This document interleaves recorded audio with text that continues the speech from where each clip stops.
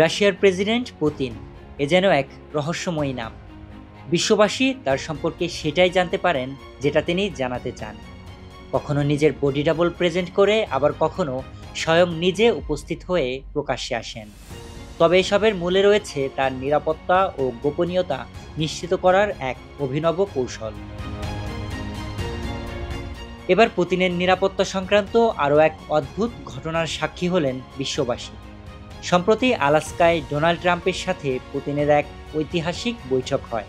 সেখানে দেখা যায় রাশিয়া সরকার প্রধানের দেহরক্ষীরা একটি বিশেষ টয়লেট স্যুটকেস ব্যবহার করছেন।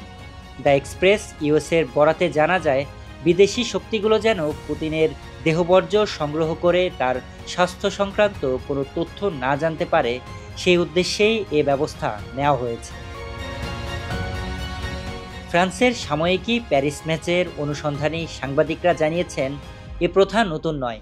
2017 সালের ফ্রান্স সফরসহ একাধিক বিদেশ সফরে একইভাবে পুতিনের দেহবর্জ্য বিশেষ ব্যাগে সংরক্ষণ করে নির্দিষ্ট ব্রিফকেসে বহন করা হয়েছে।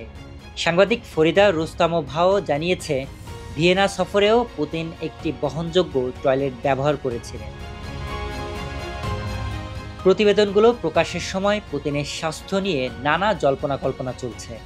ট্রাম্পের সঙ্গে বৈঠকের একটি ভিডিওতে তার পায়ে তীব্র কাঁপুনি ধরা পড়ে।